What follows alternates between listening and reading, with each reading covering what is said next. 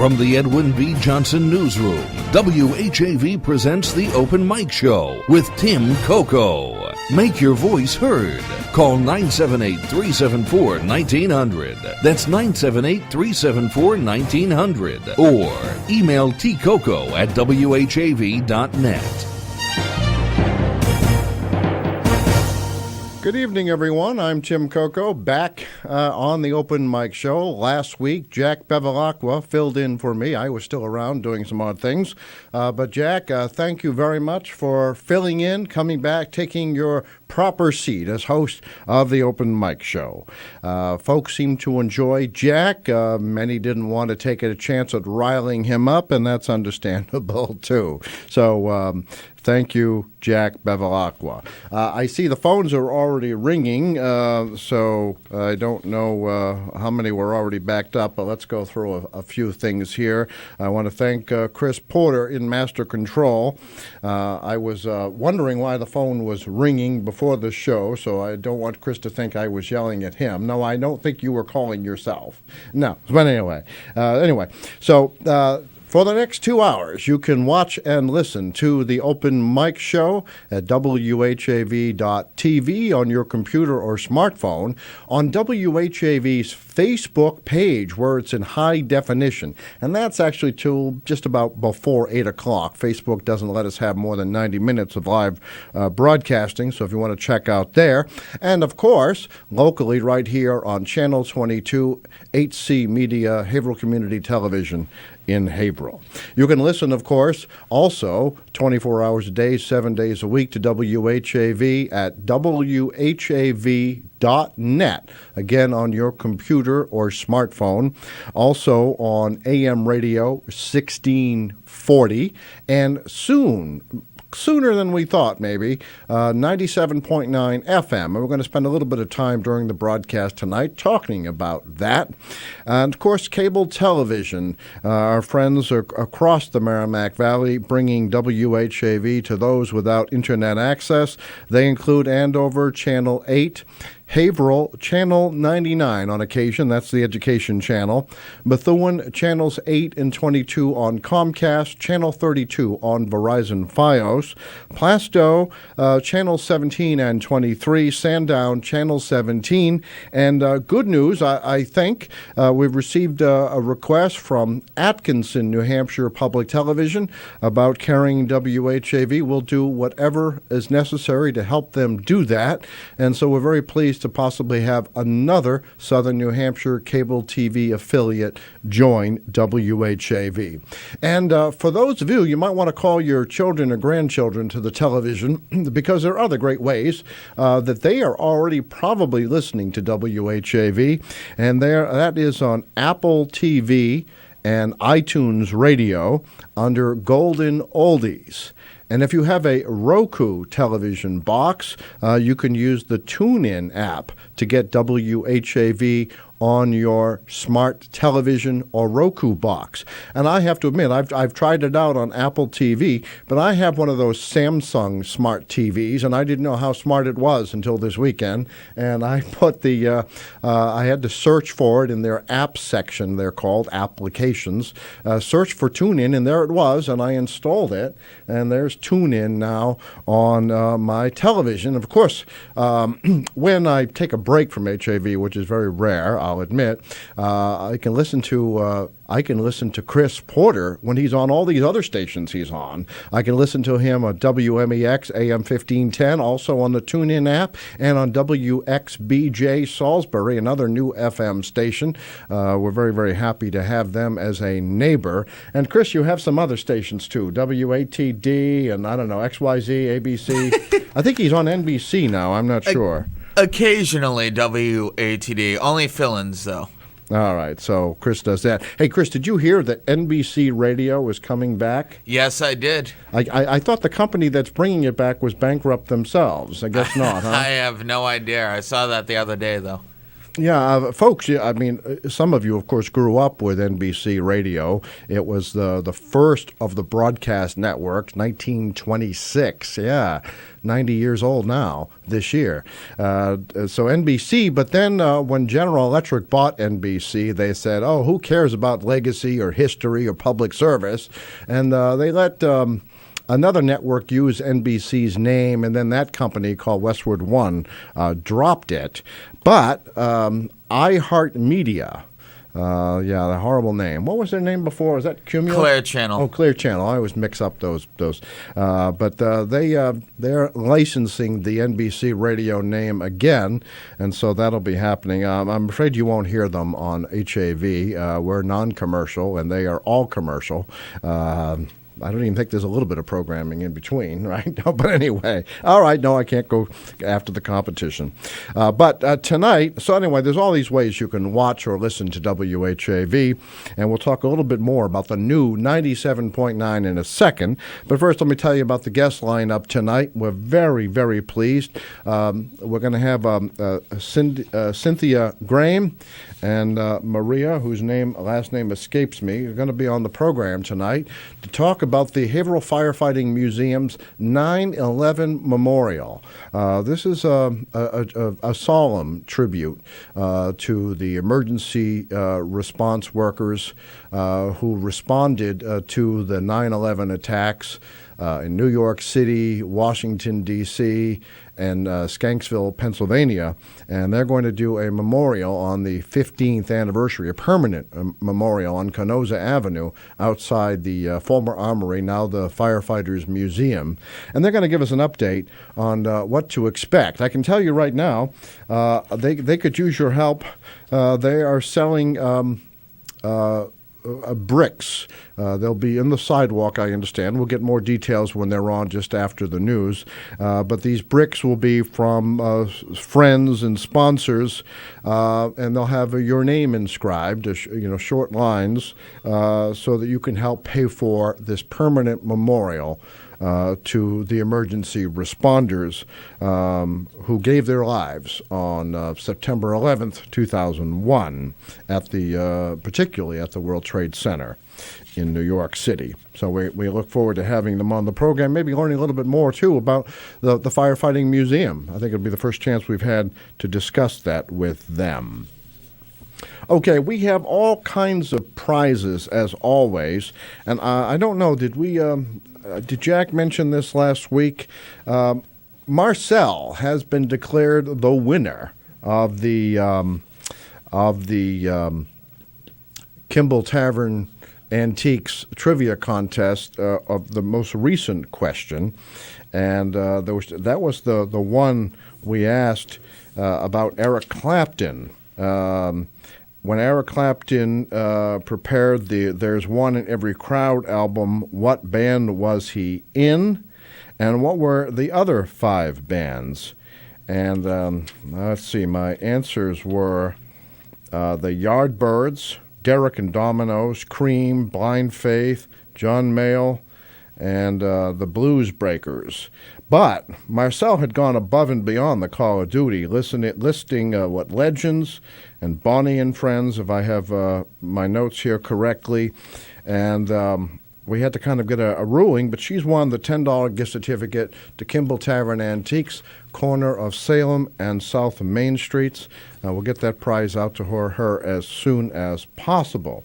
Now, there's a new trivia question, and I hope Chris has it, because I don't.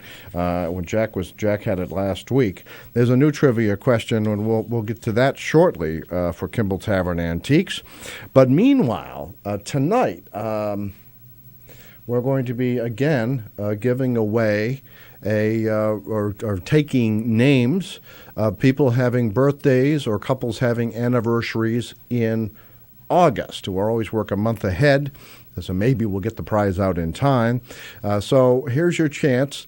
Wish someone a happy birthday, or we have one coming now, or a couple a happy anniversary, and they could win a free 7-inch cake, choice of vanilla or chocolate, from Albee D's second-generation Italian bakery, 140 South Main Street in Bradford.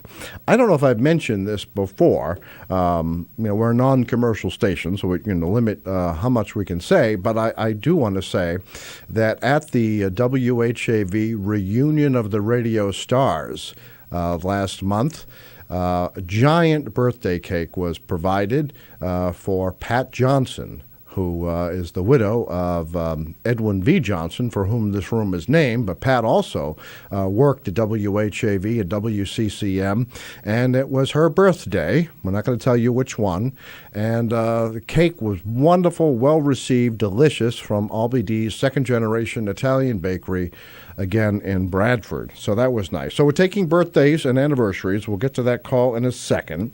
We're also, as always, this is the perfect time to visit the John Greenleaf Whittier birthplace in Haverhill and the Whittier Home Museum in Amesbury. You can get free admission to both of those places, both the Haverhill farmhouse and the Amesbury home that Whittier moved to in 1836. All you have to do is answer a trivia question about Whittier. We call it Chris has a graphic for this, the Whittier Know. What do you know? What do you know? What do you know question. And here's the question. When did John Greenleaf Whittier first attend Haverhill Academy, and what group uses that building today? Two-part question. When did John Greenleaf Whittier first attend Haverhill Academy, and what group uses that building today? Be the first person to answer that, and you receive a free pass not only to Whittier Birthplace in Haverhill, but also to the Whittier Home Museum in Amesbury. And let's see. And Chris, as soon as you can, if you can give me the question, the new Kimball Tavern question, and we'll get to that. Let's go to the phones. You are on the open mic. Hello, Tim. I believe it's the lieutenant.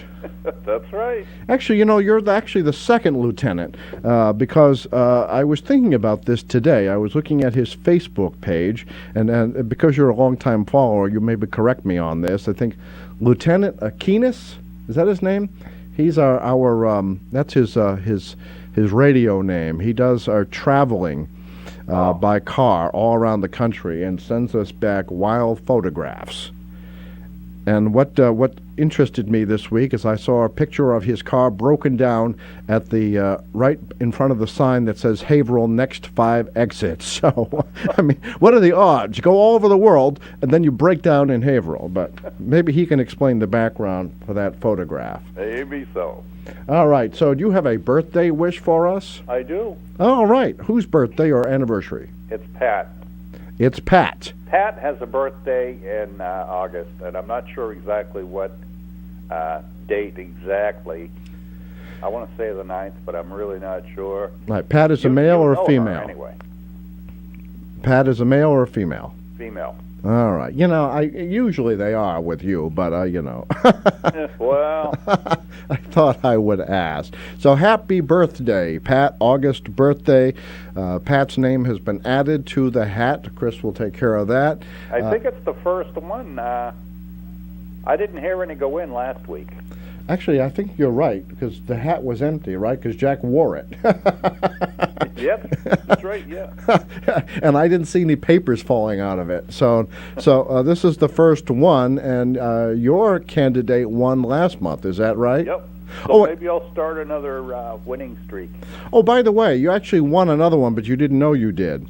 If you remember, you gave a prize to someone. You nominated someone to win the birthday cake about a year ago, and it looks like that winner or someone in his or her office may have mistaken the winnings as a solicitation and didn't get their free cake.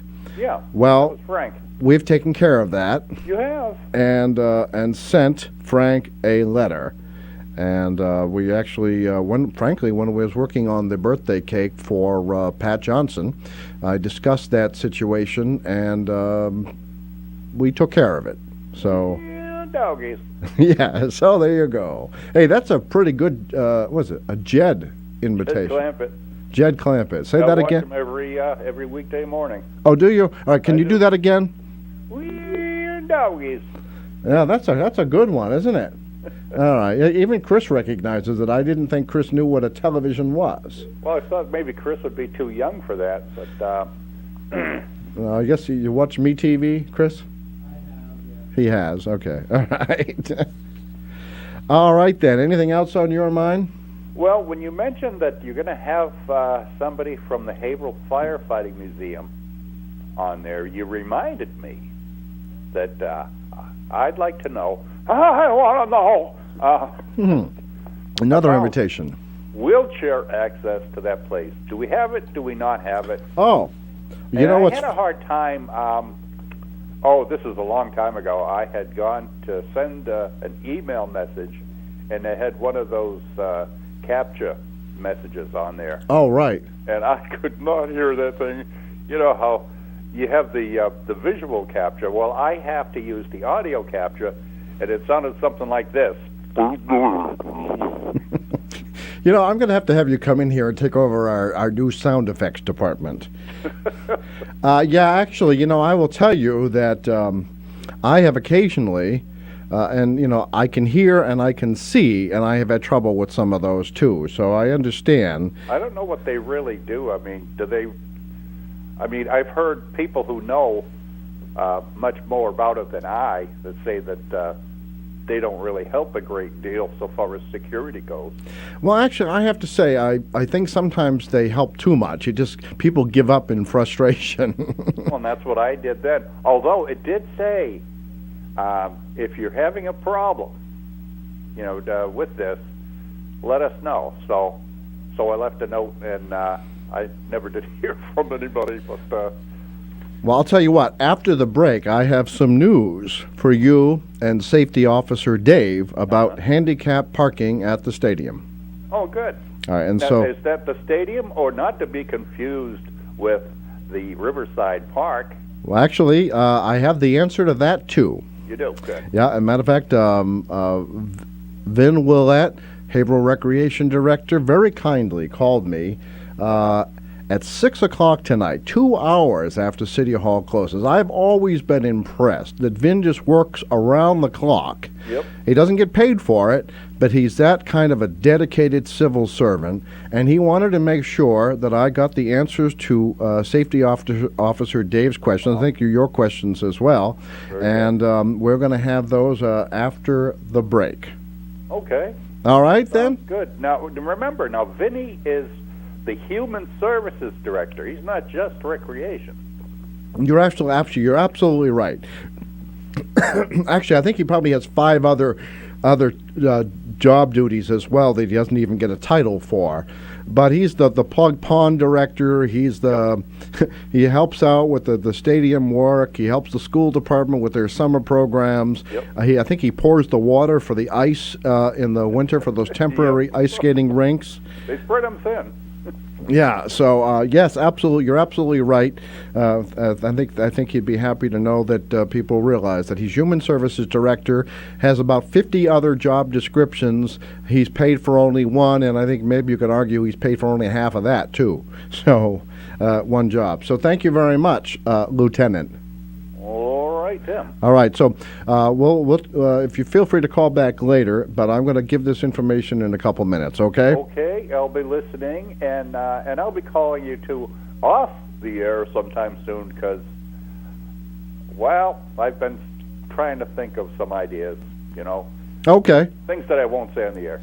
All right, well, let me know about that then, too, okay? Okay. All right, thank you very much. Talk to you soon, Tim. All right, take care. Bye-bye. All right. Okay, folks, we're going to take a brief break for Mass Moments, history of this day, this very day in Massachusetts. We'll be back with more of the Open Mic Show after that. And, of course, after the news at 7, we're going to be learning more about the 9/11 Memorial at the Haverhill Firefighting Museum on Kenoza Avenue. We'll be right back. Open Mic!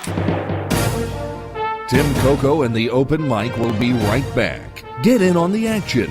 Call 978-374-1900 or email tcoco@whav.net. If you are enjoying this program, please consider making a donation right now. Your donations to not-for-profit WHAV help keep these vital community services on the air.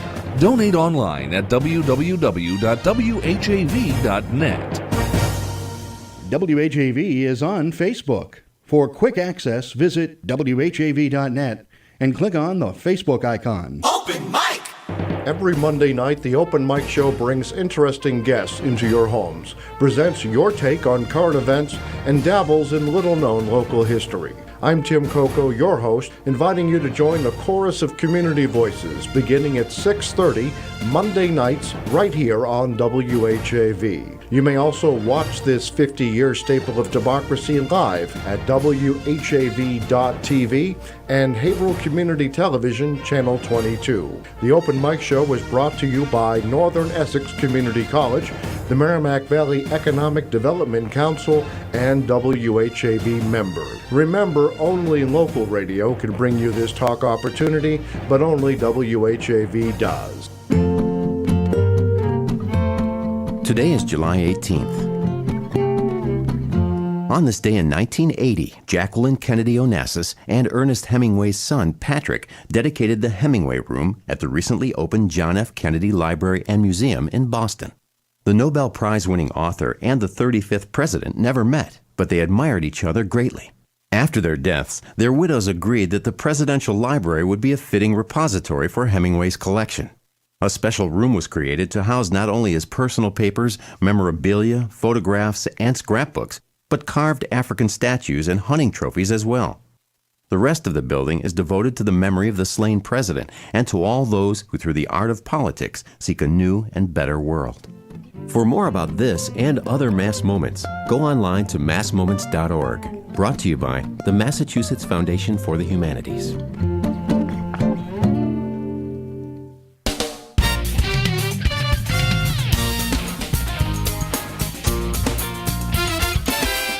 Catch the wave. WHAV. Open mic.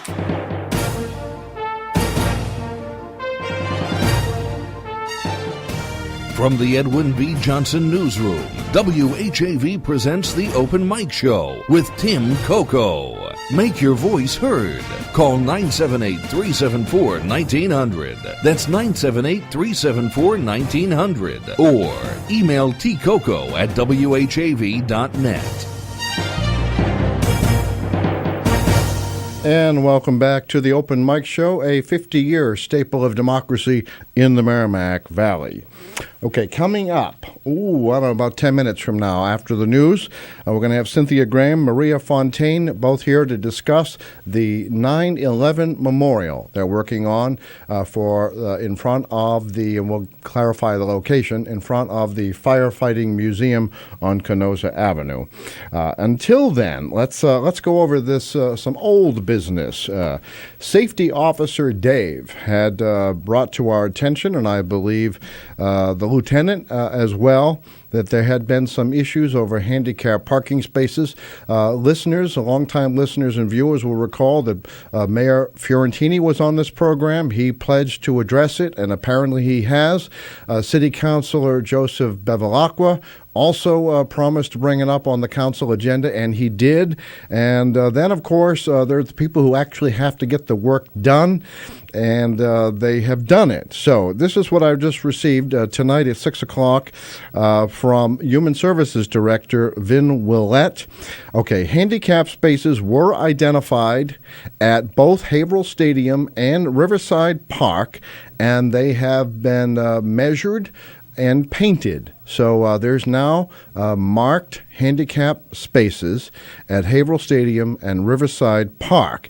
And in fact, if I have this correct, all of the parking spaces in front of the ticket area to Haverhill Stadium are handicapped spaces.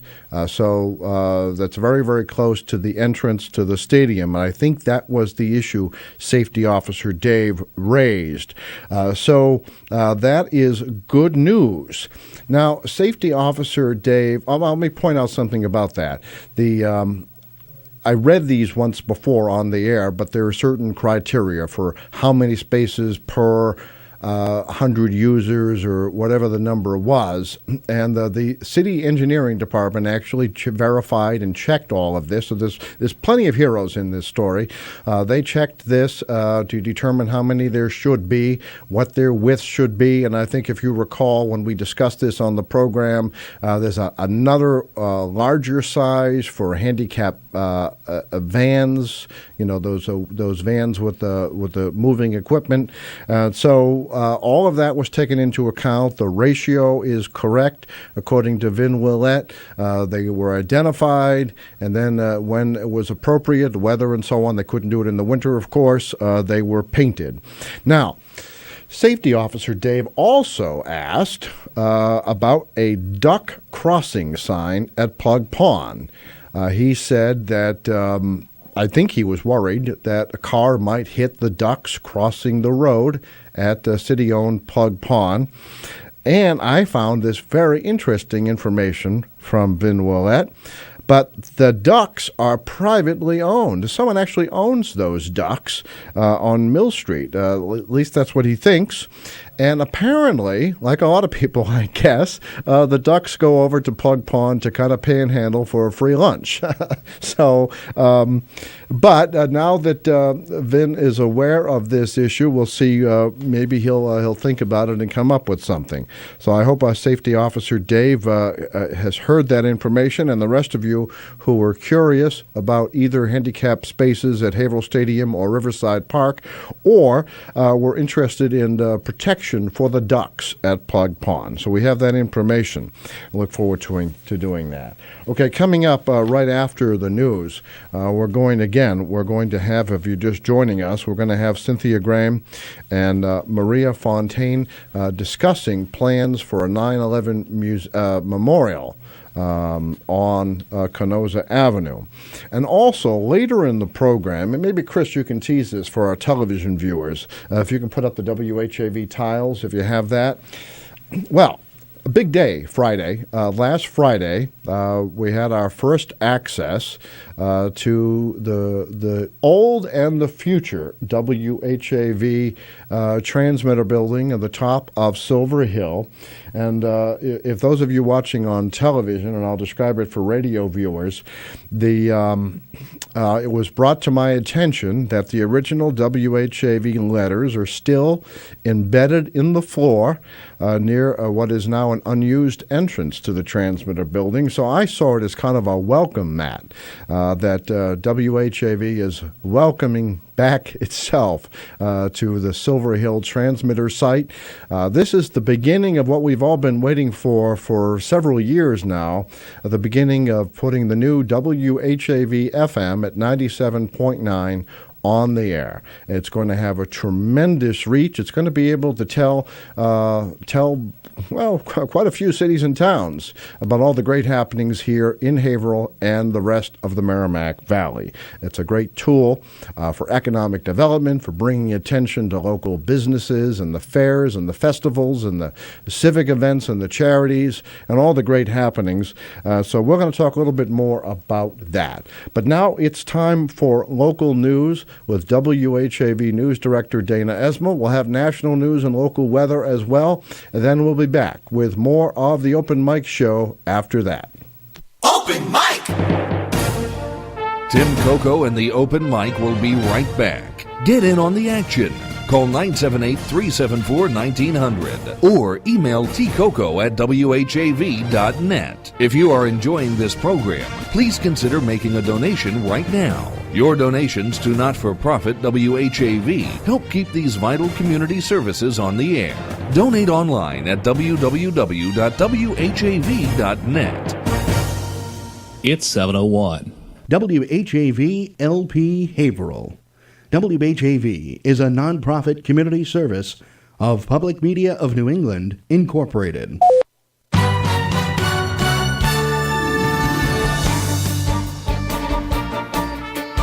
Here's what's happening in local news.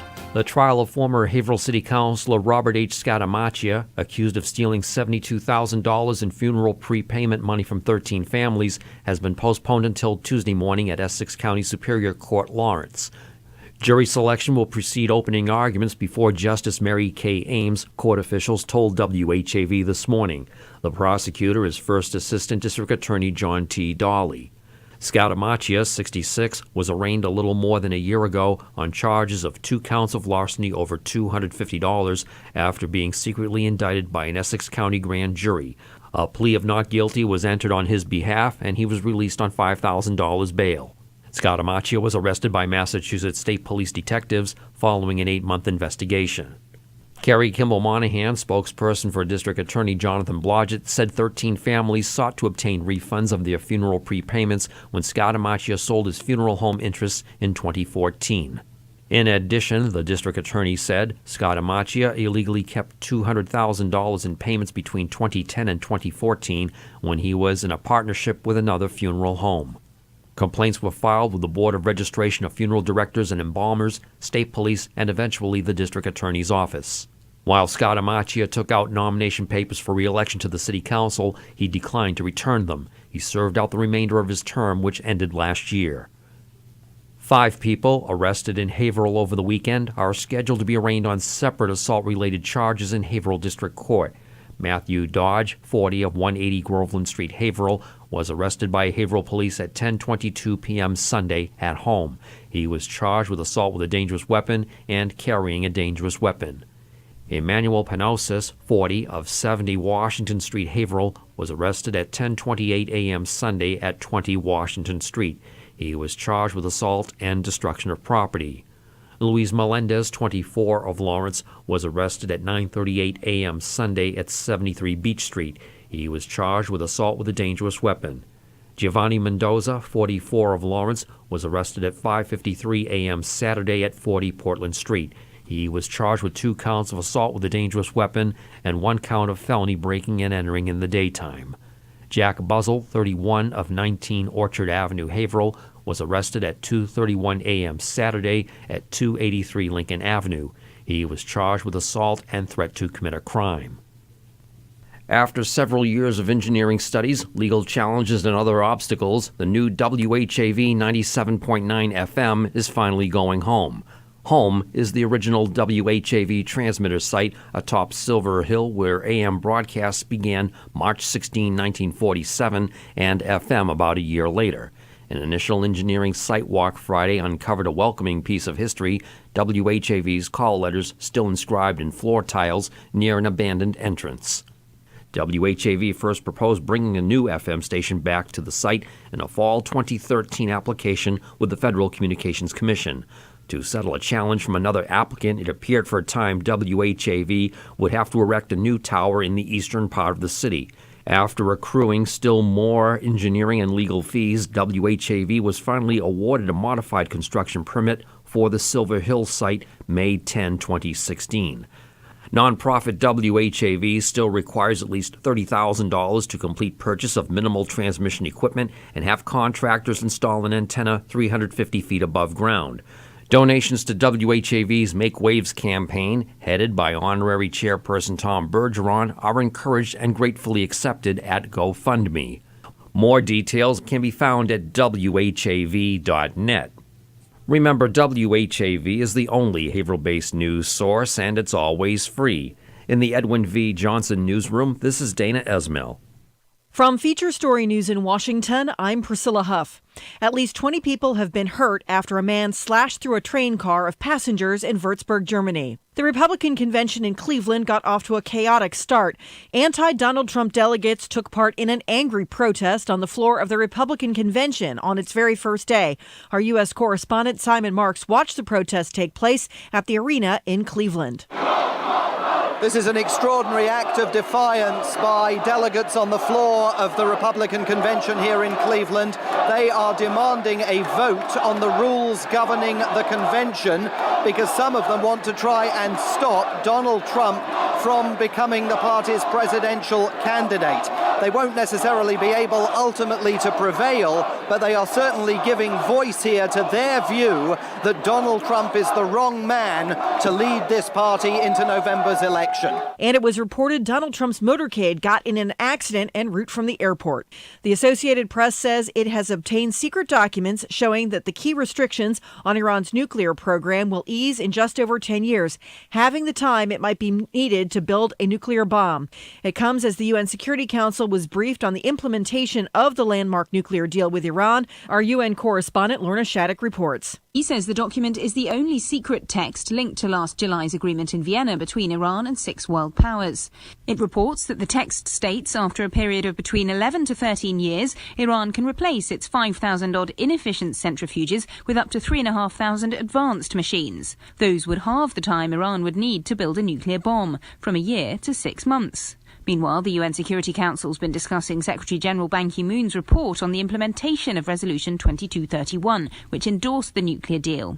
In that report, Mr. Ban condemns Iran's recent ballistic missile launches, which Tehran argues aren't forbidden by the nuclear agreement, as inconsistent with what he called the constructive spirit of the deal. Lorna Shattuck, New York. General Akin Öztürk, the commander of the Turkish Air Force, is denying that he is behind the coup attempt, which left 232 dead and hundreds injured.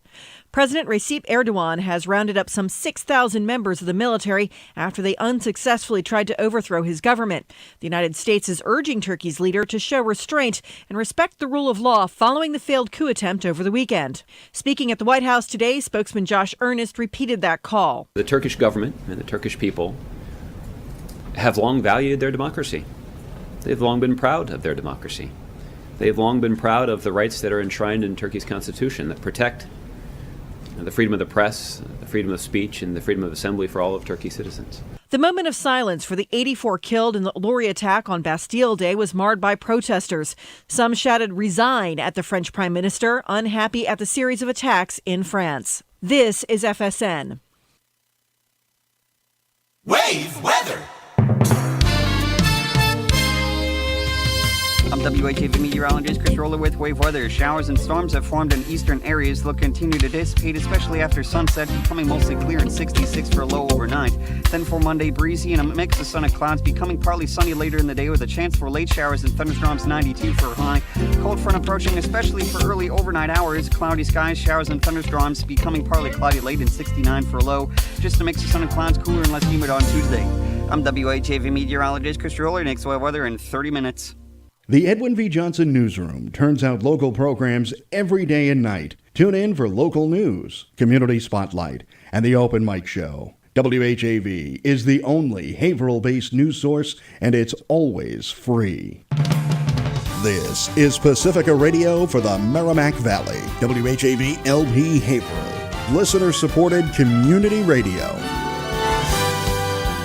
Catch the wave, WHAV.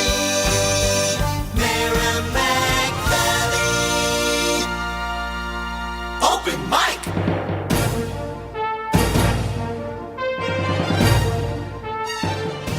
From the Edwin V. Johnson Newsroom, WHAV presents the Open Mic Show with Tim Coco. Make your voice heard.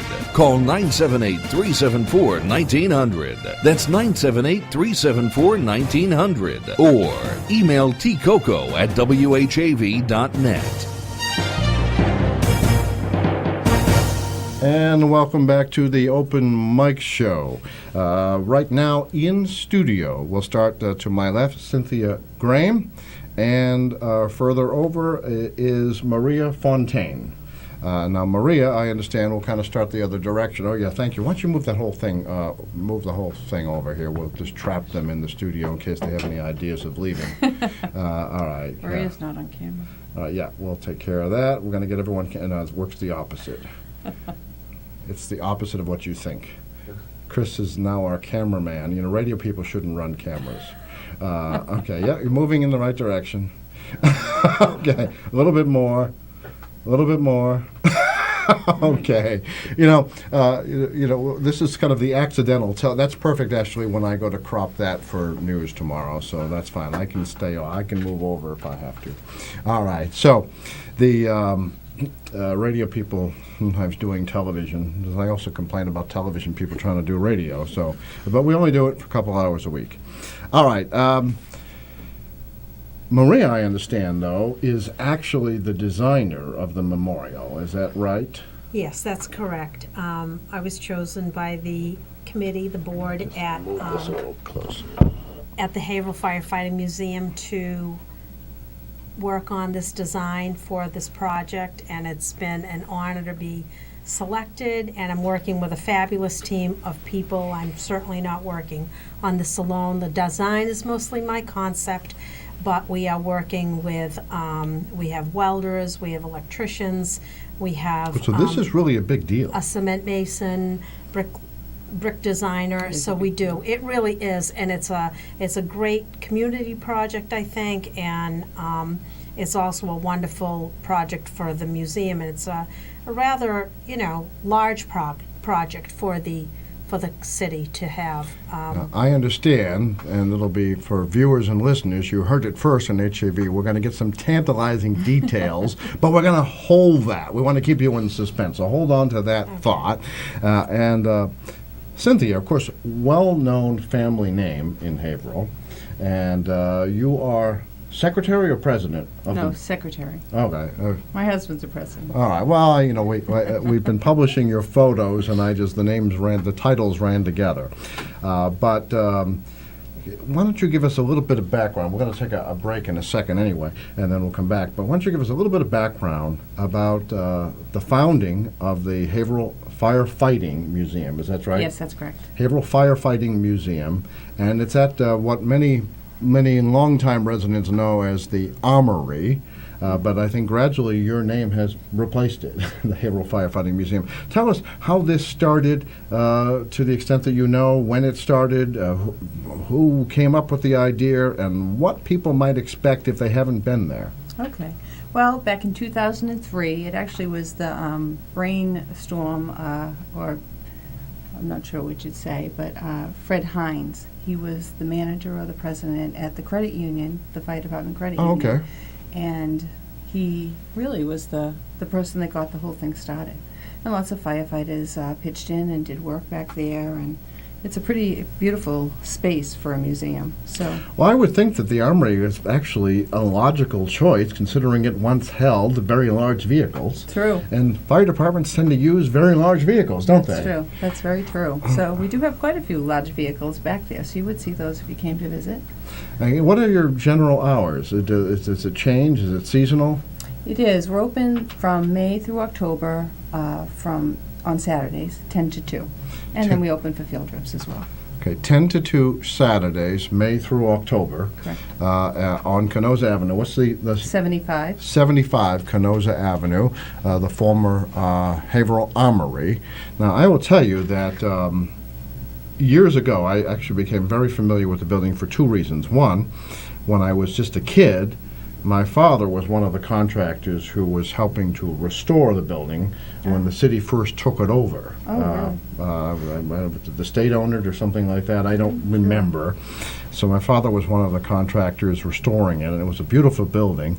And then I believe the city wasn't sure what to do with it, and a group of the Haverhill, I don't think they called it Haverhill Cultural Council then. It was the Arts Commission. Haverhill Arts Commission. Were you involved in that? I was, actually, at that point. Okay, and so George Capron, I think, was working on that, and so, you see, you have the history here. So then, I don't know, maybe funding went away, I'm not quite sure. Right. The intention initially was to try and build a black box theater where performing arts groups could perform, and we were on a list for funding, and then the funding in the arts, of course, changed, and so that went away.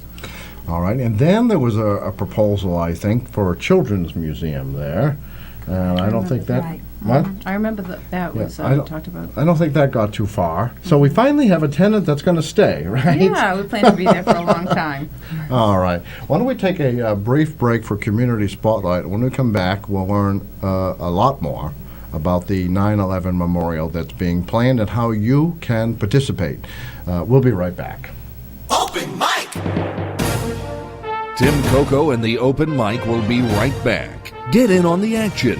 Call 978-374-1900 or email tcoco@whav.net. If you are enjoying this program, please consider making a donation right now. Your donations to not-for-profit WHAV help keep these vital community services on the air. Donate online at www.whav.net. WHAV is the only FM station assigned to the city of Haverhill. The sooner you contribute at WHAV.net, the sooner WHAV signs on at 97.9 FM. Just look for the photograph of Tom Bergeron, honorary chairperson of WHAV's Make Waves campaign. Catch the wave! Suspense, a weekly anthology of notable melodramas from stage and screen, fiction and radio, presented every Monday night to bring you to the edge of your chair, to keep you in suspense. Listen to the new Suspense with a company of Hollywood actors and surprising guest stars, Monday nights at 10, with encore performances at 1 a.m., right here on WHAV. Remember, only local radio can bring you this feature opportunity, but only WHAV does. Community Spotlight.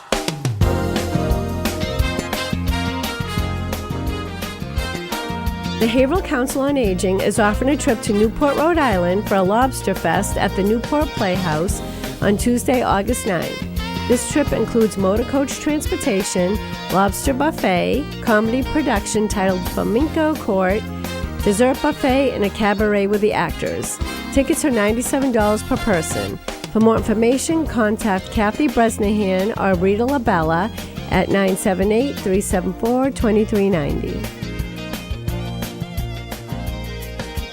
Someone you know is on WHAV. To submit or read your own nonprofit announcements, click on the Contact tab at WHAV.net or email news@WHAV.net. In the Edwin V. Johnson Newsroom, this is Diane Carr.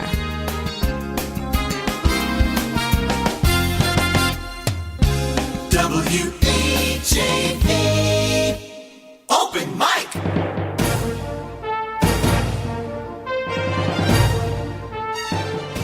From the Edwin V. Johnson Newsroom, WHAV presents the Open Mic Show with Tim Coco. Make your voice heard. Call 978-374-1900. That's 978-374-1900. Or email tcoco@whav.net. And we're back on the Open Mic Show. I'm your host, Tim Coco. In studio, we have Cynthia Graham and Maria Fontaine. Now we're going to get into the nuts and bolts, maybe literally, of the 9/11 memorial. How did this idea come about to create a memorial? And was there a particular driving force or just a general sense that on the 15th anniversary we could do something? Yes, that's basically it. You know, we'd been thinking about it for a few years and thinking we really should do something. And so many firefighters, I mean, they always have memorials. This, you know, they do something on September 11th, and then they even feel that, you know, it sort of, you know, falls into the background. It's not remembered, you know, every day. You're so right. we thought it would be nice for us, you know, as a firefighting museum to try to do something, you know, that would be more permanent. We lost so many firefighters that day, especially in New York City. That's right. And so it's fitting It that the is. Haverhill Firefighting Museum do this. So, as I understand, we've making some progress, and you're doing some fundraising. But let's tease the memorial itself a little bit. Which one of you is going to feel this? I'm told that we can't get too many details because it's a surprise. But let's see what we can work out of them. All right. Which one of you wants to feel this? I'll What let might Maria we- do that. I'll talk about that a little bit. Not so much that it's a surprise, but it is something that we want to have the day on September 11th. There will be a public ceremony that is an unveiling, and that's traditional with a piece of public sculpture that is done. So we wanted to keep some of the details, a little bit hidden. I think it's a good idea, actually. You got me excited. Right, so there would be some anticipation about it, but what I can tell you is this, that all of the names of the 411 first responders whose lives were lost when the towers fell that day will be engraved in the museum, in the monument, I'm sorry. And also, the one of the important components of the design is a staircase. And when I was thinking about this in terms of elements that would be symbolic, although they would also have some literal meaning, just the set of stairs kept on coming to mind in terms of people rushing out of the building, coming downstairs to escape the building, and then all of those first responders, as they always do, charging in and rushing up those stairs and climbing, goodness knows how many floors, and getting up as far as they could get before the unpredicted collapse happened. So the stairs seemed to be a key element to me that I wanted to incorporate into the design. And so the names, there were 343 firefighters, 60 policemen, including New York Police Department and Port Authority Police, and then 8 private EMTs or from the EMS services. Okay. So they will all be individually recognized with their names and their ages in the memorial. So 343 firefighters, 60 police and Port Authority, and 8 private emergency medical. Right. The police 60. It was Port Authority and New York PD. Okay. Also. We're going to have more on this in WHAV News tomorrow, so I'm making sure I get it accurate. Now, so are you a designer? Are you? Well, I'm an artist, and I've taught art in the public schools in Haverhill for 40 plus years now. I'm retired in 2010, and I'm you back. couldn't possibly. I possibly 40 plus years. Yes. So that means I must have run into you then. I'm sure at some point, maybe. Taught mostly at the middle school level, and then at the high school, and now teaching. I teach part-time now. So. Yeah, I've always been involved in art. My background in college was I was a sculpture major. So the chance to work on a large piece of public sculpture, though, is really just so exciting and really a fabulous opportunity at this point in my career, so to speak. Well, congratulations, and thank you for your efforts. Any other little hints about this? I heard something about electricity and so on, so this is going to be lit around the clock? There will be permanent illumination, and the illumination will be really a key piece to the overall look of the memorial, so that when people drive by at night, it will be able to be seen quite visibly. Where it's being placed on the lawn at the Firefighting Museum, it's going to be right on the corner by the sidewalk, and it's going to be a fairly substantial piece of work. So we're very, very excited about the community's response to this. Can you say how much it's going to cost to construct this? We are just currently working with our vendors. There's a glass component, there is metal, aluminum components, and so a lot of work, though, is being donated by all of the people that are involved, the design team. And I say that that's me and Tim Graham, who is the he's doing all of the is there yet another Graham out here? Yes. It's my nephew. Wonderful. He's doing the metal fabrication. David Collins will be doing the cement and the brickwork. I'm sorry, what you call it? David. David, okay.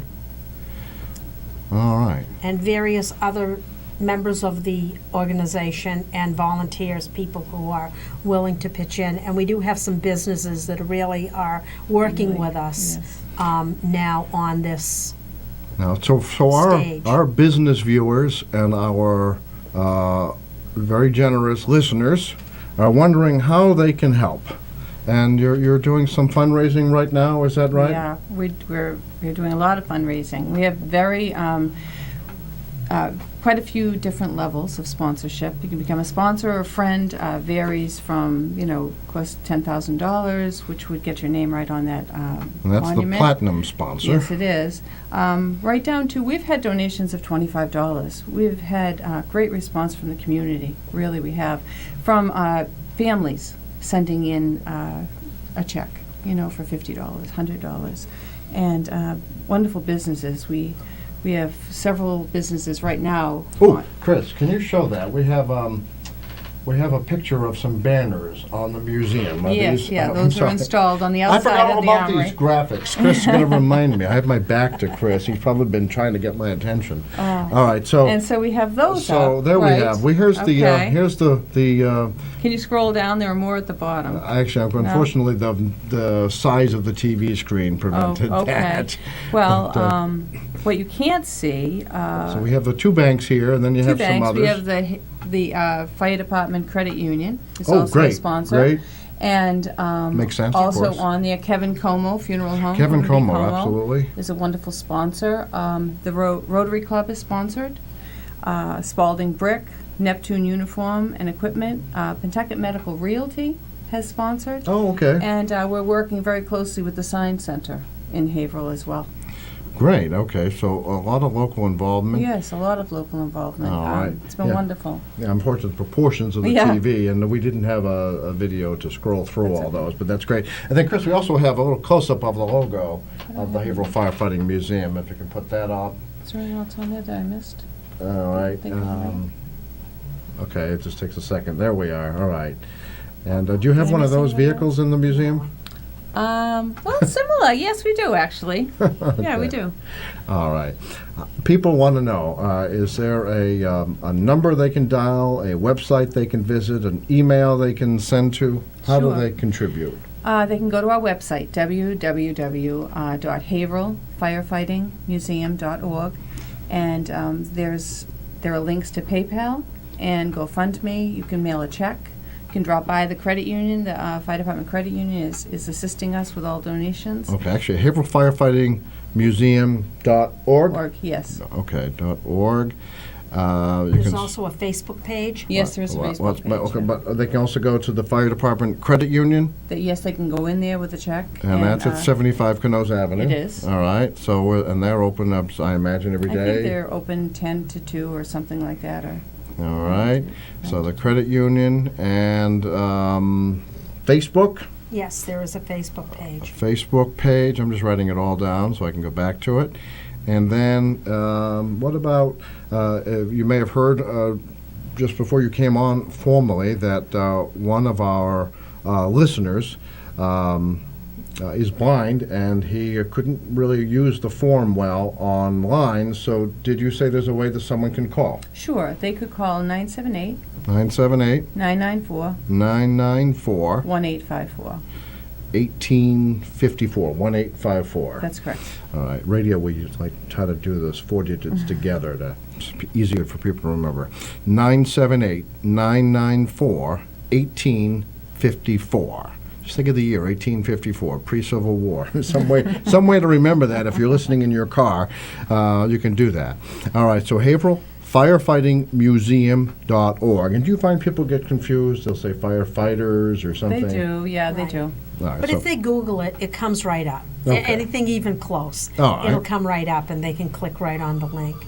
All right, haverhillfirefightingmuseum.org. You can also visit the credit union in the building, 75 Kenoza Avenue, 10 to 2, Monday through Friday. Yes, about. I believe those are their hours. All right, and then there's a Facebook page, or once again, you can dial 978-994-1854. So donations, large or small, Yes. are generously It's a accepted. community project, so we're happy to have as many people with as many donations of any, any size involved.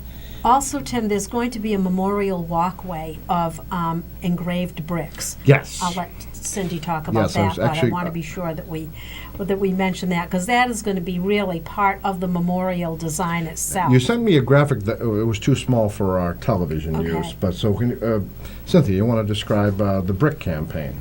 Sure. We're having beautiful red bricks engraved. So you can purchase a brick for $250 and then you have it engraved 3 lines, 14 characters on each line with, some sort of a message. It can be a family name, your business, or just some sort of message about the 9/11.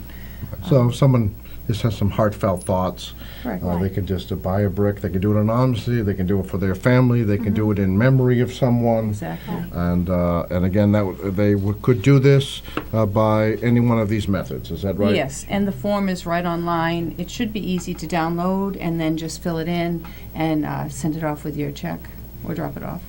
All right. So, check, money order, cash, credit card. I'm sure they can do it all, right? I'm not PayPal. sure about the credit card. PayPal. So yes, you can. Yeah. So you can with PayPal. All right.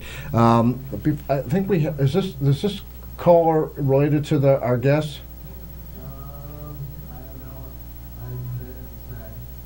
Okay. So I don't want to. Well, let's take the call just in case it is. But I'm going to give you a headphone so that you can hear them, because when we're on the air, it's hard. In case it's a question for you.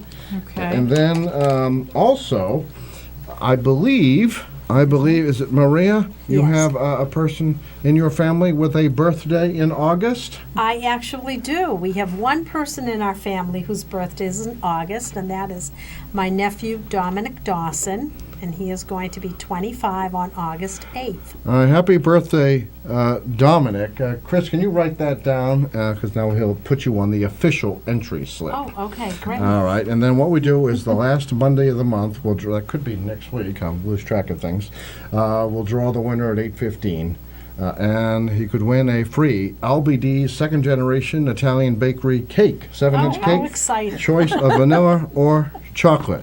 Okay, let's go to the phone. You are on the Open Mic Show. Hello, Tim. How are you? This is Kenny. All right, it's Ken Quimby, former and maybe future Haverhill City Councilor, on the air. Yeah, yes, I wanted to call and thank the folks. Oh yeah, definitely next year. All right. So you wanted to discuss the memorial? I did. Matter of fact, I talked to Cynthia this morning. I called her. He a sponsored a brick today. He and his my brother. heart goes out to the ladies and all the folks that are doing this for the city of Haverhill. I think it's a great idea. It's fantastic. Thank and I'm you, looking Ken. forward to it when Thank it you happens very much. Thank you, in Ken. September. And I'm glad they all coordinated together, worked as a team to bring this to the city of Haverhill. And I think I'm really touched by it, and I think it's great for us in the city. And hopefully maybe down the road I can get involved, maybe help out. Even if they want help, I'm willing to do that also, because I think it's just going to be a great asset to the city of Haverhill when this happens in September. And that's all I really wanted to say, and my heart goes out to the ladies and all the folks that are involved with this memorial that's going to come to the city. Thank you. Well, and Ken, I'm sure they're very, very delighted that you're setting an example. So you and your brother are co-sponsoring a brick. Yes, we're going to, yes. Isn't that wonderful? And let me ask you this, and I don't know, sometimes this is a sensitive issue, and sometimes, but where were you on 9/11? And you know what? Do you know what I was doing? I was holding signs for John Guerin for mayor. I was holding signs at Constantino School when that happened. That's Isn't what that I was doing. Everyone has everyone remembers it vividly. And you know how we didn't know about it, Tim, until somebody come in and told us. Somebody was coming to vote and said, somebody hit the Trade Center in New York. I said, what are you talking about? We're all looking at each other. I was looking at me. I was looking at 5 other people, all looking, trying to find out what's going on. And all of a sudden, more people come in and started telling us. And that's how I found out about it, Tim. That's right. I was in my office, and we suddenly started having internet problems because, one, a major internet backbone ran through the World Trade Center, and of course everyone was trying to find out what was going on, and quickly found that out. So I imagine everyone has a memory who was around on that day. Well, Ken Quimby, thank you very much. Yep. And best of luck to you ladies, and Thank you, Ken. Thank you, don't Ken. hesitate to give me a call if I Okay. can be of any help. Okay, thank you very much. Thank you so much. Thank you. God bless. Take care. Thank you, Ken. All right. Okay, we're a little over time. Chris expects me to be late on every break. Where were you on 9/11? Oh, gosh, I'm embarrassed to say I was having my hair done. Okay, well, life happens. I know.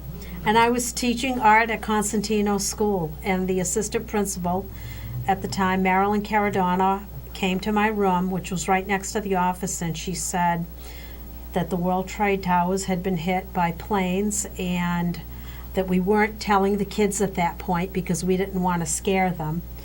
And then she came back a few minutes later and said that they had hit the Pentagon, and I think that was when it really became just very frightening. Oh, absolutely. Very It absolutely was. And we didn't know how many more might be in the air. We're all, absolutely. That comes back to me, too, thinking we don't know what else is up there. They've already had 3 targets. And then we heard about Shanksville, Pennsylvania, which everyone thinks was on its way to Washington, D.C. Very, very scary indeed. Okay, let's review this. This is why this memorial is just so important and so meaningful to all of us, and it's wonderful that you've taken the lead. The Haverhill Firefighting Museum has taken the lead to help all of us have a place to remember that day and remember our fallen heroes, and they were heroes, and we thank you for that. Oh, thank you, Tim. And so, okay, if you would like to help, you can contribute. And I imagine you can send some correspondence. Go to haverhillfirefightingmuseum.org on the web. You can also go to the Firefighting Museum Facebook page. Just search that. I'm sure it'll come right up. And you can visit the Firefighting Credit Union. Which one? Oh, it's the Fire Department. Fire Department Credit Union. I want to make sure I have that one right. 75 Kenoza Avenue is right at the museum. And, of course, stop by the museum when it's open Saturdays between now and October. Is that right? That's right. We have a wonderful Adopt a Hydrant program, too, that people have been coming in to do. Adopt a hydrant? Yes, you can adopt the hydrant in your neighborhood.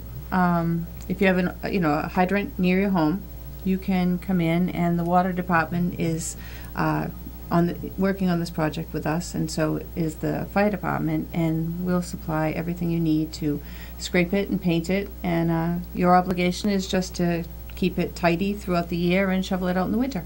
Wonderful. Yeah, I didn't know about this. Community project. All right, well, that's another great thing. And if you any way you would like to help, you can also dial 978-994-1854.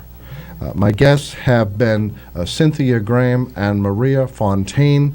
Thank you very much. Is there anything else you'd like to add? I would like to say one other thing. Also, as much as it is a memorial for the first responders whose lives were lost that day, it is also to honor the men and women who do these jobs today in our difficult times. And they risk their lives, the firefighters, the policemen, EMTs, they risk their lives on a daily basis to serve and protect us. And it's also a memorial to them and to thank them and to honor their role in our society, which is so important. That is wonderful. Thank you both for your efforts and for everyone who's working with you and the donors, and there's still time to donate. And I imagine all the way up till that day, they're going to need your help. Absolutely. So 978-994-1854 to contribute to the 9/11 memorial going to be built on the lawn at the corner of the sidewalk at 75 Kenoza Avenue. Thank you for having us. Thank you very Thank much you. for joining us. And we hope people will come out that day and, to the memorial. And we'll probably have more information Yes. at WHAV.net about this when you have a schedule. Okay. Okay. All right. Thank you. We're going to go to local weather. Chris is probably really irritated that I'm 10 minutes late for weather. We're going to local weather. Local meteorologist will be back with more of the Open Mic Show in just a minute. Open Mic! Tim Coco and the Open Mic will be right back. Get in on the action. Call 978-374-1900 or email tcoco@whav.net. If you are enjoying this program, please consider making a donation right now. Your donations to not-for-profit WHAV help keep these vital community services on the air. Donate online at www.whav.net. It's 741. Your membership enables WHAV to remain local and independent. Consider joining at WHAV.net. Catch the wave. Melinda's Garden Moments help gardeners create and maintain a healthy, beautiful garden with ease, inside or out, and all year long. This is Melinda Myers, inviting you to tune in every weekday morning, right here on WHAV. You'll learn creative ways to grow your own vegetables and herbs while beautifying your landscape. Eco-friendly lawn care, flower garden design basics, unique container gardens, attracting birds and butterflies to the landscape, and much more. Again, please join me weekday mornings for Melinda's Garden Moment for a very environmentally friendly approach to gardening. Remember, only local radio can bring you this feature opportunity, but only WHAV does. Wave weather. I'm WHAV meteorologist Chris Roller with Wave Weather. Showers and storms have formed in eastern areas. They'll continue to dissipate, especially after sunset, becoming mostly clear and 66 for a low overnight. Then for Monday, breezy and a mix of sun and clouds, becoming partly sunny later in the day with a chance for late showers and thunderstorms, 92 for a high. Cold front approaching, especially for early overnight hours. Cloudy skies, showers and thunderstorms, becoming partly cloudy late and 69 for a low. Just a mix of sun and clouds, cooler and less humid on Tuesday. I'm WHAV meteorologist Chris Roller. Next Wave Weather in 30 minutes.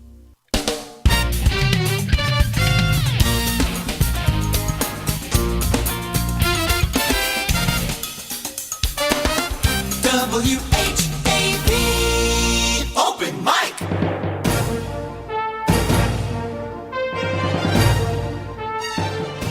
From the Edwin B. Johnson Newsroom, WHAV presents the Open Mic Show with Tim Coco. Make your voice heard. Call 978-374-1900. That's 978-374-1900. Or email tcoco@whav.net. And welcome back to the Open Mic Show. My thanks to Cynthia Graham and Maria Fontaine from the Haverhill Firefighting Museum. We appreciate them for coming in here and we do this stuff. Well, you know, it's always there's plenty of room under this desk, and we keep it all for donations, but that's okay. All right. So, in any event, we're very grateful that they came on the program to discuss the planned 9/11 memorial. Going to be September 11th this year, the 15th anniversary of the terrible attacks against the United States. And there's going to be a lot more, and you'll be hearing more about that at WHAV. So please listen and please read the news also at WHAV.net, Haverhill's most comprehensive local news source. In fact, it's the only Haverhill-based news source, and it's always free. So thank you for checking out that information. Thank you to our guests. Those of you, one last time, 978-994-1854 to reach the Haverhill Firefighting Museum, make a contribution, perhaps a volunteer, as former City Councilor Ken Quimby did today and tonight. So thank you all for that. To reach the Open Mic Show, now open lines, your comments, your questions, whatever. Open lines, open topics, 978-374-1900, 978-374-1900. All right, we have some other prizes. We've had now 2 entrants tonight into the Albee Second Generation Italian Bakery birthday or anniversary cake contest. We have 2 entries. There's time for more, and we'll take them through next Monday night. I think we'll do the drawing at 8:15 next week. So it's very easy. If you're intimidated or really haven't paid attention until now, all you have to do is call this program and you say, Tim, I want to wish happy birthday to so-and-so. Or Tim, or whatever your name is, I want to wish a happy anniversary to this wonderful couple. That's all you have to do. And we'll enter their names into the hat, literally a hat, for drawing next Monday night, 8:15, and they could win a free 7-inch cake from Albee Second Generation Italian Bakery, 140 South Main Street in Bradford. And if they're open every morning at 6 a.m. If you're on your way to work or you have one of those long commutes and you just, you're going to be sitting in traffic anyway and you want to get a bite to eat, a pastry, a pie, or maybe you offended your boss the night before door, and you think you better bring in a treat for the boss. Well, they've got pies, desserts, sweetbreads, specialty cakes, cookies, mini pastries, pizza, and breads. I'm sure they can help you with that. All right, we're going to take another call in a minute. Let's just to help me catch up with my schedule and keep Chris happy in master control. We're going to go to a movie review this hour from our partners at Take Two Movie Review. We'll be back with more of the Open Mic Show and your calls in just a minute. Open Mic! Tim Coco and the Open Mic will be right back. Get in on the action. Call 978-374-1900 or email tcoco@whav.net. If you are enjoying this program, please consider making a donation right now. Your donations to not-for-profit WHAV help keep these vital community services on the air. Donate online at www.whav.net. This is Pacifica Radio for the Merrimack Valley, WHAV. Johnny Dollar. Johnny Dollar, in spite of writing the fanciest expense accounts in the industry, is in high demand by his employers. He's a freelance insurance investigator on the job only when the stakes are sky high. When murder or fraud covers a venal grab for profits, it's Johnny's job to jolt the facts from those involved. Detective work in all corners of the world is a specialty for yours truly, Johnny Dollar, one of your great Sunday listening treats on CBS Radio. Yours truly, Johnny Dollar, airs at 10 p.m. Sunday night with an encore performance at 1 a.m.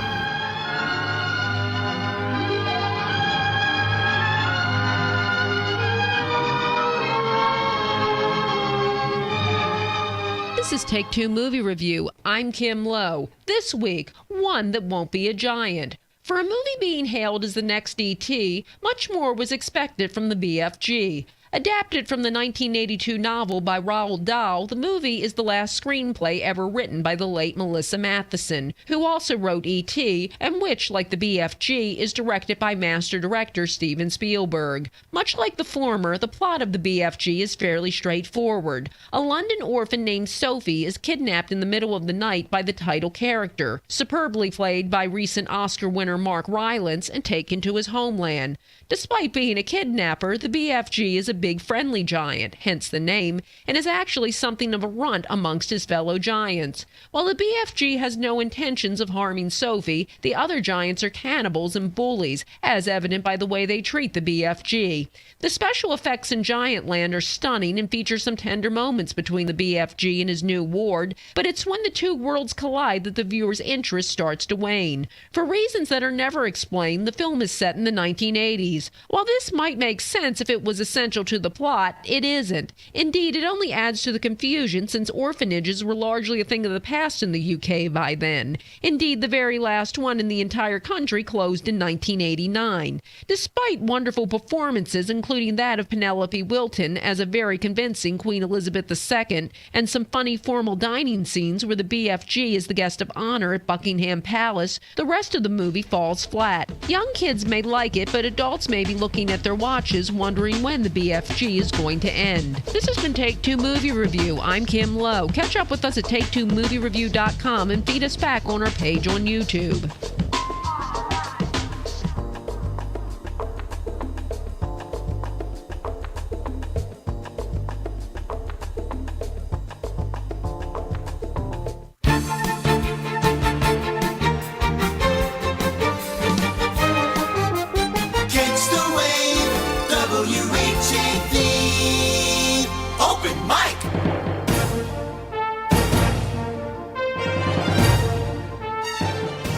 From the Edwin B. Johnson Newsroom, WHAV presents the Open Mic Show with Tim Coco. Make your voice heard. Call 978-374-1900. That's 978-374-1900. Or email tcoco@whav.net. Welcome back to the Open Mic Show.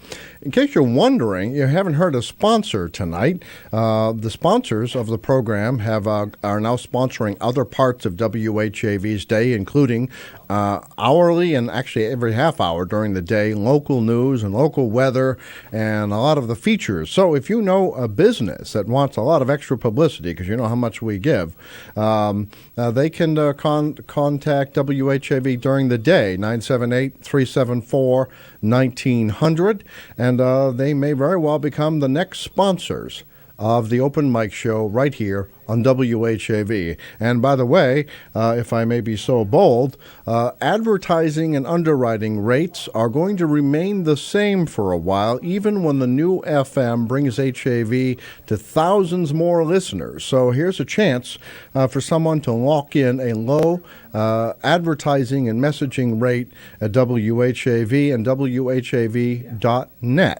So let's do that. Now, I believe we have a caller who had a question, actually, about WHAV.net. And I think Chris is now tied up on another phone, so it'll probably take us a second to get that caller. But if you're unaware, if you've been living under a rock, if you're unaware, the most comprehensive local news for Greater Haverhill, particularly the city of Haverhill with 62,000 residents, should have its own news source, and it does. WHAV, about 2 years ago, greatly expanded local news, and even more so recently, and there are stories you just cannot find anywhere else on WHAV. You can listen to the hourly news beginning at 7 a.m. Also, it's on the half hour, almost every hour, all day long, through 6 o'clock news. That's sponsored by Haverhill Bank, by the way, who previously sponsored this program, now going on to the news programs. And also, for more detail and some pictures where possible, all these stories at WHAV.net. And I think our caller had a question about that. You're on the Open Mic Show. Hello. Yes. This is Jerry. Oh, Jerry, okay. Did you have a question about the police logs? No. Oh. About the what? Oh, no, there's someone else had a question about... Is that person still holding? Oh, well, Chris, I didn't understand that. Okay. Jerry, I thought you were the caller. There was a person wondering if WHAV puts the police logs on its website, and I will tell you that every day you will find all of the major Haverhill Police news and other emergency response news at WHAV.net, and all day long on the audio newscasts on the hour and half hour during the day. There's also a late edition at 11 o'clock at night. But every arrest, all of the other Haverhill news, rather than just being called log or police log like you see elsewhere, you'll find them under headlines. So, for example, today, Haverhill police arrest 5 on unrelated assault charges. So that kind of thing. We also had one, crash kills Lawrence driver after Merrimack police chase. These are all treated as major stories rather than just a listing that you have to get a magnifying glass out and read. So I hope that answers that caller's questions. And Jerry is our environmental consultant and our, frankly, scoop reporter in Methuen. So, Jerry, how are you tonight? Well, I'm doing pretty good. I really was going to discuss what I call building pollution or sick building. What is it? Sick building. Oh yeah, that's right. Sick building syndrome or something. Syndrome, yeah. Yeah, actually, Methuen City Hall has a problem, doesn't it, Jerry? Yes, it certainly does. Of all the city halls that I've looked at that had what they call assessments, and there are a myriad of them, I picked out 51 city hall and town halls throughout the entire state, and what I found was that Methuen's assessment is among the top 3 or 4 worst. So, but I really, Tim, when you started talking about police and the crimes and things like that, today it's hard to talk about anything except what's happening in our country with the shooting of police officers and what's your opinion on it? What's your opinion on it, Tim? I mean, I always I'm always willing to tell people what I think, and some people may disagree with it, and that's fine. Luckily, that's what we're all fighting for, in America, where we all have the freedom to speak. Here's my my broad opinion of it, Jerry, and that is, every one of our First Amendment, our Bill of Rights, in the first 10 amendments, every one of our rights has a limitation. We have freedom of speech, but you cannot shout fire in a crowded theater. So there's a limit to how much freedom of speech you have, because it could endanger others. And likewise, the Second Amendment to the Constitution of the United States is known as the right to bear arms. But if you read the actual amendment, our founders of our country, when the guns shot one bullet, it was a musket. When they shot only one round, and you took you 15 seconds if you were really fast to reload that. It and et cetera, yeah. Yeah, to reload that weapon, it was impossible to take out 50 people in a minute, like we saw in Orlando, or to take out 5 police officers, as we saw in Dallas.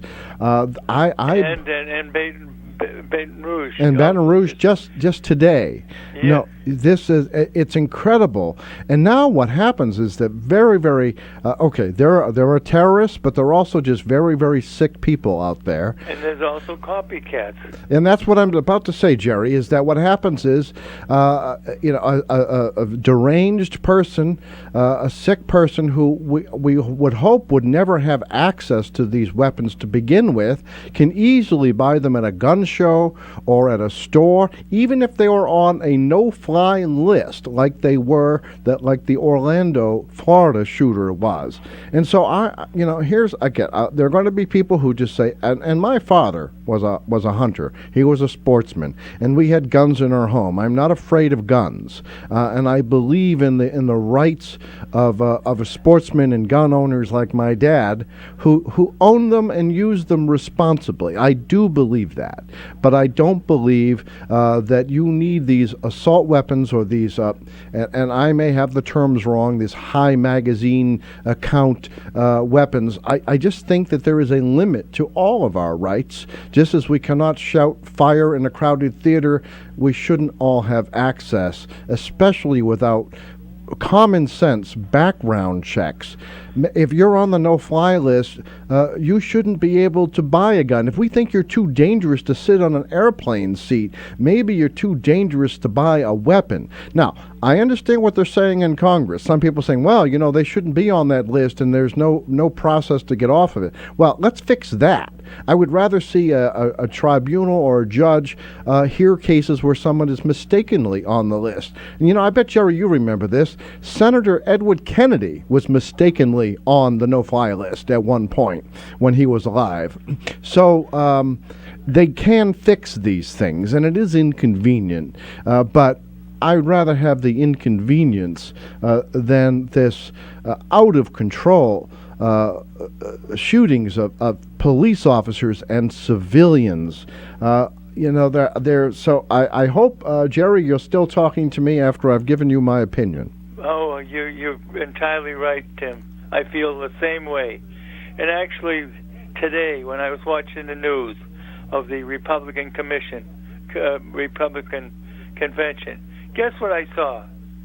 It's in It's in Ohio, all right? Yes. Guess what I saw? One of the people that are protesting in a group of people, strapped to his back, he had an automatic rifle. At the convention. At the convention. An automatic rifle. He was among the protesters. He said, and he was interviewed, I guess, by 2 news writers, and he said, well, I'm just trying to demonstrate my right to bear arms. That is just bizarre, and I don't know, I hate to say it. That's a sick one, I'll tell you. Yeah, I mean, that's a sick one, and, it's a family program, and we're in family hours, but, some of us would refer to that as kind of a misplaced male envy, if you will. Yes. Hopefully. So anyway, I just the problem with sick buildings and that can wait until next week. You know. Well, actually, Jerry, I'd like to talk to you more about that next week too, because I'll have more information. I'll have some information on the 12 assessments that were done in the city of Haverhill, right? Yes, I'd like to know more about that. Matter of fact, listeners, I got a heads up today from Jerry, who's our environmental consultant to the program, who worked for DEP, Department of Environmental Protection, for 51 years, even before it was called that. Jerry's compiled some great information on city buildings in Haverhill and Methuen that you might find eye-opening. So, Jerry, let's do that next week, okay? Yes, positively. I didn't have the heart for it, especially after the previous guest. You know, and the idea of a monument for the fire, you know, for the firemen, and I just didn't feel up to it, really. No, and I understand that fully. I have to admit, describing that day, I frankly got a little emotional myself, and I can see how that could happen. I did have one victory this week, though. What's that? Well, as a result of the passing of my son, my wife and I visit the grave at Elmwood in Methuen about 3 times a week. Oh, okay. And I got sick and tired of going by the cemetery with 2 big pieces of fencing down. And so I talked to somebody about it. They said it's been that way for 5 years. So I started my work, and I called everybody. And guess what? My wife was visiting the graves this afternoon when she was coming home from his sisters, and guess what? The fences are fixed. You know, Jerry, you get things done. So. Oh, I don't know. There's some things I can't beyond me. You know. Well, I'm going to try though, and so at least now people don't have to be at Memorial Day and in other days, they don't have to look at 30, 40, 100 feet of rusted on the ground fencing now, at Elmwood. Is that a private cemetery? Yes, it's Methuen. It's owned by the city? Yeah. Well, okay, then I'm glad you got that done. And again, we're all sorry for the loss that you went through. And thank you for being able to share your stories with us. Thank you very much, too. All right. Thank you. All right. Bye-bye. We're going to take a break. Thank you. Take care. All right. WHAV News Director Dana Esmel, National News, local weather with local meteorologists right here, part of the WAVE weather team. And we're going to talk about WHAV going home in our last half hour, going home to its original transmitter site. And we're going to tell you what we found there on Friday. We'll be back after that.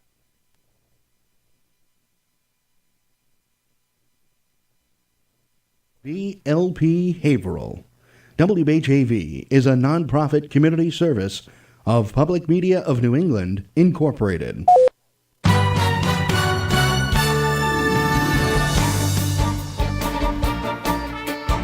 Here's what's happening in local news. A Lawrence driver was killed and a passenger seriously injured early this morning in Amesbury after fleeing Merrimack police along Route 110 and striking a utility pole. The front-seated passenger was partially ejected from a 2003 Honda Civic and taken to an area hospital with serious injuries. A second passenger, a 17-year-old Lawrence man, fled the accident on foot. He was discovered by an Amesbury Police K-9 unit and taken to an area hospital with non-life-threatening injuries, police said. None of the occupants were identified. The incident unfolded after a Merrimack police officer patrolling Route 110 near Wallace Way at 12:11 a.m. noticed a license plate light was out on the car. When the officer turned on his blue lights, the driver sped away and the officer lost sight of the vehicle, according to Merrimack Chief Eric M. Shears. Amesbury police were notified as the vehicle was headed into that city. About 2 minutes later, the Merrimack officer saw skid marks and discovered the vehicle ran off the road and crashed into a utility pole. The officer immediately called for emergency medical services, according to police. Police determined that the license plates on the vehicle were stolen. Merrimack, Amesbury, and Massachusetts State Police and the Essex County District Attorney's Office are investigating with assistance from the State Police Collision Analysis and Reconstruction Section. The Haverhill man is facing theft charges, among others, in district court following his arrest Friday night at CVS Pharmacy, 150 Lafayette Square. John Burkhart, 21, of 28 Hillside Street, Haverhill, was arrested at 9 p.m. Friday and charged with 2 counts of receiving stolen property, larceny of a credit card, and disguise to obstruct justice. Methuen police are looking for a 45-year-old Haverhill man wanted on domestic violence charges. Kevin S. McCarthy is being sought for assault and battery on family or a household member. He is described as being 5 feet 9 inches tall, weighing 180 pounds, having a medium complexion with black hair and green eyes, according to Methuen Police Chief Joseph Solomon. According to police, McCarthy has a violent criminal history and no one should approach him. Anyone with information is asked to immediately contact Methuen Police at 978-983-8698. Members of Haverhill's Mount Washington Alliance and others are gathering in Boston Monday to, quote, celebrate recipients of Massachusetts' Working Cities Challenge, end quote. Secretary of Housing and Economic Development Jay Ash will be among those to deliver remarks at an event Monday at the Federal Reserve Bank of Boston to recognize Haverhill, as well as Lowell, Pittsfield, Springfield, and Worcester as recipients each of a $475,000 grant, according to Ash's office. The local group, comprised of governmental, nonprofit, and private organizations, recently helped the city receive the Working Cities Challenge grant. It is aimed at closing a, quote, social and economic opportunity gap between the Mount Washington neighborhood and the rest of the city. As WHAV reported in June, Mount Washington Alliance will use the money and related technical assistance to, quote, improve employment, education, and an array of neighborhood conditions, including housing, health, and safety. Residents will play a prominent role in shaping and evaluating the work of this alliance, according to the Federal Reserve. Grant money comes from a consortium of partners, including the Commonwealth of Massachusetts, the Massachusetts Competitive Partnership, the Doris Duke Charitable Foundation, the Kresge Foundation, the Barr Foundation, the Smith Family Foundation, and Living Cities. The winners of the competition were selected by an independent jury that does not include the Federal Reserve Bank of Boston. More can be found at WHAV.net. Remember, WHAV is the only Haverhill-based news source, and it's always free. In the Edwin V. Johnson newsroom, this is Dana Esmel. From Feature Story News in Washington, I'm Priscilla Huff. Police in Würzburg, Germany have now confirmed 4 people were injured when a man attacked them on a train with an axe and a knife. The Republican convention in Cleveland got off to a chaotic start. Anti-Donald Trump delegates took part in an angry protest on the floor of the Republican convention on its very first day. Our U.S. correspondent Simon Marks watched the protest take place at the arena in Cleveland. This is an extraordinary act of defiance by delegates on the floor of the Republican convention here in Cleveland. They are demanding a vote on the rules governing the convention because some of them want to try and stop Donald Trump from becoming the party's presidential candidate. They won't necessarily be able ultimately to prevail, but they are certainly giving voice here to their view that Donald Trump is the wrong man to lead this party into November's election. And it was reported Donald Trump's motorcade got in an accident en route from the airport. The Associated Press says it has obtained secret documents showing that the key restrictions on Iran's nuclear program will ease in just over 10 years, having the time it might be needed to build a nuclear bomb. It comes as the UN Security Council was briefed on the implementation of the landmark nuclear deal with Iran. Our UN correspondent Lorna Shattuck reports. He says the document is the only secret text linked to last July's agreement in Vienna between Iran and 6 world powers. It reports that the text states after a period of between 11 to 13 years, Iran can replace its 5,000-odd inefficient centrifuges with up to 3,500 advanced machines. Those would halve the time Iran would need to build a nuclear bomb, from a year to 6 months. Meanwhile, the UN Security Council's been discussing Secretary General Ban Ki-moon's report on the implementation of Resolution 2231, which endorsed the nuclear deal. In that report, Mr. Ban condemns Iran's recent ballistic missile launches, which Tehran argues aren't forbidden by the nuclear agreement, as inconsistent with what he called the constructive spirit of the deal. General Akin Öztürk, the commander of the Turkish Air Force, is denying that he is behind the coup attempt, which left 232 dead and hundreds injured. President Recep Erdogan has rounded up some 6,000 members of the military after they unsuccessfully tried to overthrow his government. The United States is urging Turkey's leader to show restraint and respect the rule of law following the failed coup attempt over the weekend. Speaking at the White House today, spokesman Josh Earnest repeated that call. The Turkish government and the Turkish people have long valued their democracy. They've long been proud of their democracy. They've long been proud of the rights that are enshrined in Turkey's constitution that protect the freedom of the press, the freedom of speech, and the freedom of assembly for all of Turkey's citizens. The moment of silence for the 84 killed in the lorry attack on Bastille Day was marred by protesters. Some shouted "resign" at the French Prime Minister, unhappy at the series of attacks in France. This is FSN. Wave weather. I'm WHAV meteorologist Chris Roller with Wave Weather. Showers and storms have formed in eastern areas. They'll continue to dissipate, especially after sunset, becoming mostly clear and 66 for a low overnight. Then for Monday, breezy and a mix of sun and clouds, becoming partly sunny later in the day with a chance for late showers and thunderstorms, 92 for a high. Cold front approaching, especially for early overnight hours. Cloudy skies, showers and thunderstorms, becoming partly cloudy late and 69 for a low. Just a mix of sun and clouds, cooler and less humid on Tuesday. I'm WHAV meteorologist Chris Roller. Next Wave Weather in 30 minutes. This is listener-supported community radio, WHAV. WHAV is the Merrimack Valley's Pacifica affiliate.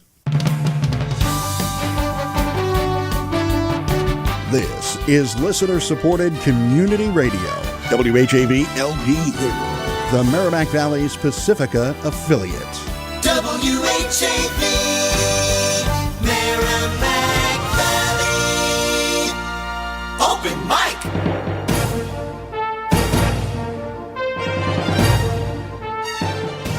From the Edwin V. Johnson Newsroom, WHAV presents the Open Mic Show with Tim Coco. Make your voice heard. Call 978-374-1900. That's 978-374-1900. Or email tcoco@whav.net. And welcome back to the Open Mic Show. I'm Tim Coco, your host. For those of you who couldn't hear me for the last minute of the last hour, that was my fault. I leaned on a button or something, so I apologize for that. But let me tell you a couple things before we take our next few calls. First of all, we're taking birthday and anniversary wishes. Again, you just wish someone a happy birthday or a couple a happy anniversary.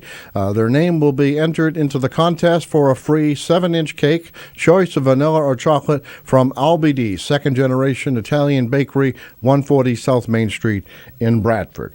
Also, we do have a new trivia question from Kimball Tavern Antiques, corner of Salem and South Main Street. As a matter of fact, those television viewers, we have a graphic of Kimball Tavern we can put up. But here is a question, and it's an interesting one. We all know of Boris Migliori, who bought the Sawyer Schwinn Bicyclery, and then eventually went from Fleet Street to the corner of Mill Street and Ginty Boulevard during urban renewal. But did you know that there was a stamp shop inside Boris's bike shop? If you can name the person who ran the stamp shop back, I think it was when it was on Fleet Street, but perhaps also on Ginty Boulevard, if you can name the person who ran the stamp shop, be the first person to do that, you could win a $10 gift certificate to Kimball Tavern Antiques, longtime supporters of WHAV and the Open Mic Show.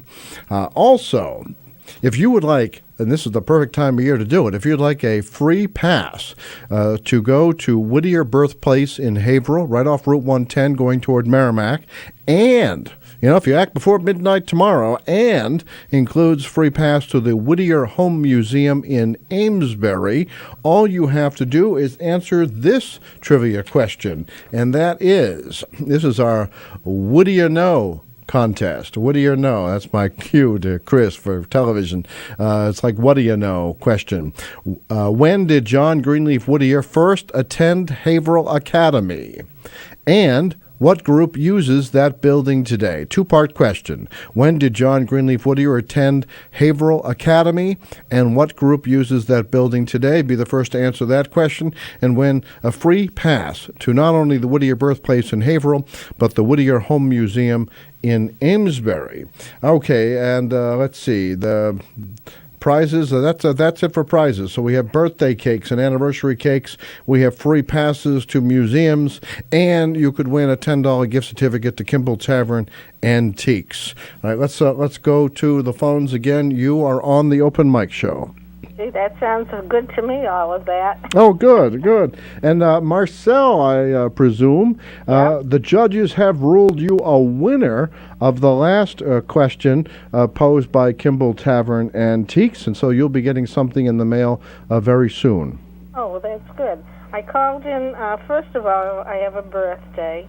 Oh, okay, a birthday. Good. Sherry Khan. All right, it's Sherry's birthday. Do you know when Sherry's birthday is? Yeah, I had to ask her. I had the wrong date. It's the 30th of August. Okay, August 30th. And we're taking August birthdays. Very good. So happy birthday, Sherry. I was thinking, I don't know if you ever watch Emily Rooney. She I has have. what she calls rants and raves. Oh, Greater Boston on Channel 2. Yeah, I was thinking that's what you should have, a rant and a rave section. Well, when I rant and rave, no one pays attention or something. So, but yeah, maybe Jack certainly was good at ranting and raving last week. Did you catch Jack on Open Mic last week? I did for a while. He's too much for me. See, I told you. All right. Let's see. What if I go for rants and raves? Raves were for your the two women that were on with their project. Okay, Cynthia Graham and Maria Fontaine of the Haverhill Firefighting Museum. Yeah, certainly a worthy cause. Thank you. I don't know, this sort of might be a rant, I don't know. Down at the library, I'm not sure how this works. When someone donates money, such as the Jaffarian, Sarah Jaffarian, I know she gave money for a section where they have the magazines, and they had a plaque up. And they called it the Jaffarian Room. Okay. She also donated a special computer, but that broke, so they didn't replace it. But all of a sudden, the plaque is gone. It is? And I haven't ventured to ask the director yet. I didn't want to cause too many waves yet. Okay, let me make a note of that, though. We, matter of fact, I don't know if you heard earlier, we try to get answers to listeners' questions, so I'm going to write this down. Jaffarian Room plaque at Haverhill Public Library is missing. No, actually, there have been some really generous donors who gave to that new building, including Carolyn Morton, the Morton Foundation. So I don't think anyone likes to see recognition go away. So we'll look into that. So I guess that would qualify as a rant, but that's okay. That's what we do here. All right. Oh, and the other one is just it's not a big rant. They took away the tables that they had in that section. The reason being, I was told, is because there was a certain group of, I guess, homeless people that would camp out there for the whole day. Oh, that okay. was the only way they could think of to stop it. All right. So But I mean, certainly, I know there were seniors there that used to play Scrabble, 4 of them around a table, and now that's kind of squashed that for them. I personally need a table when I'm talking to people and explaining diagrams. I'm sure other people like, to sit at a table rather than just a chair with no arms on it. Talk. Okay, so this is just for your genealogy work? For me personally, but for them, like the ones who play Scrabble, they had a group of 4, so they gave them permission to have 2 of them do it the other day. A big concession to them. All right. No, that's too bad. I don't think any one group should be monopolize the furniture, and I imagine there's another way to handle that. We'll take this up with the library staff. Maybe they didn't think anybody cared, but we'll take a look and see. And just like the other one, I don't know if you caught this earlier, but our safety officer Dave had asked about handicap at Haverhill Stadium and Riverside Park, and we did get that answer tonight. The spaces were identified, and they have been painted now, both at Haverhill Stadium and Riverside Park, and apparently all of those spaces next to the ticket area at the entrance to the stadium are also all handicapped. So that has been we're taken off our list.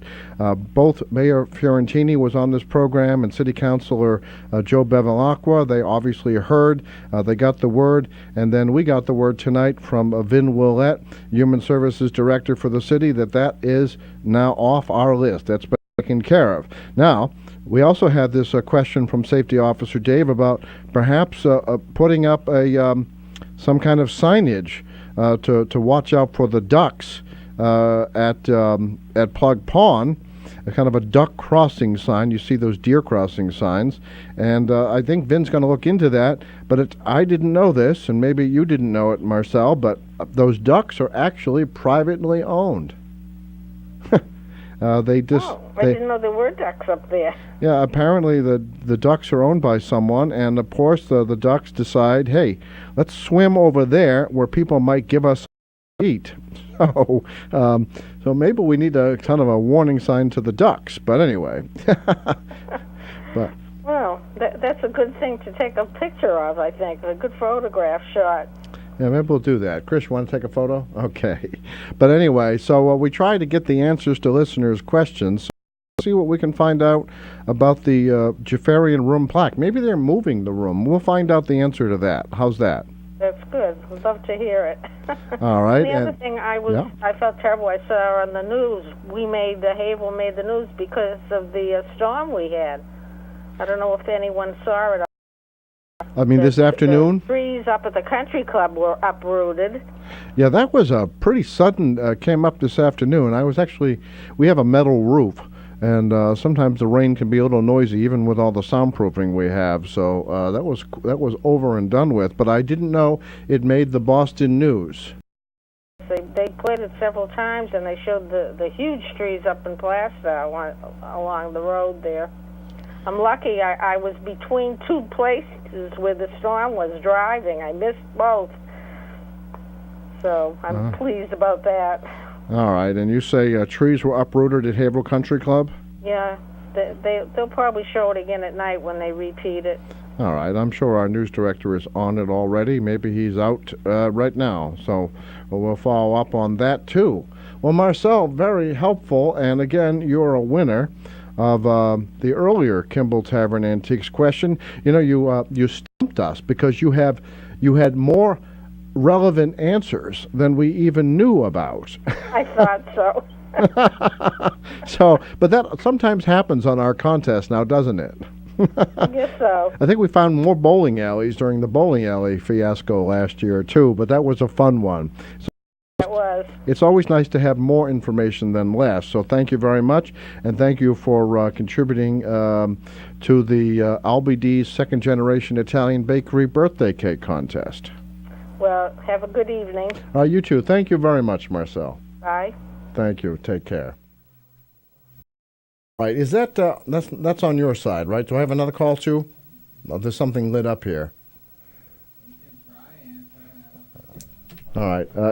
You're on the open mic. Are you there? Yes, Tim, it's Kenny again. Oh, it's Kenny. Okay. I want to put my mother's birthday, hers is August 5th.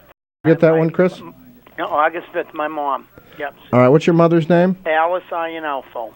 Yep. Alice. Okay. Chris, can you make a note of that? Yep. And then, actually, Kenny, I'm going to ask that you also call back Chris and give him the address. Okay. But happy birthday, Alice, August 5th. Right, yes. All right. Well, good to hear from you again, Kenny. Thank you very much. And again, yes, the lady that called about the storm, yes, there was like close to 60 to 100 trees that fell down at the Haverhill Country Club. 60 to 100? Channel 7 was showing it live, like a little after 5 when it was over, taking care of my client. I watched it. So that's to give you more information, and then hopefully more news from you guys tomorrow. You'll read more about it and put it on the air. Oh, yeah, we'll have it on the air and at WHAV.net. Thank you very much, All Kenny. right. Thank you. All right, thank you. Take care. Bye. Bye-bye. All right, so you didn't put that call there, Chris? All right. Kenny's going to call back so Chris can get Alice's information. All right, we're going to take a brief break. It's tight near the end of the show, but we're going to take a break so that you can hear about what's happening in Haverhill on Community Spotlight. We'll be right back. Open mic. Tim Coco and the Open Mic will be right back. Get in on the action. Call 978-374-1900 or email tcoco@whav.net. If you are enjoying this program, please consider making a donation right now. Your donations to not-for-profit WHAV help keep these vital community services on the air. Donate online at www.whav.net.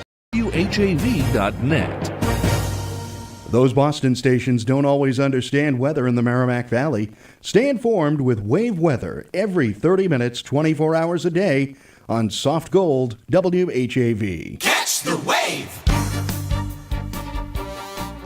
The most trusted man in America, news anchor Walter Cronkite, once said, "It is absolutely essential in a democracy to have competition in the media, a lot of competition."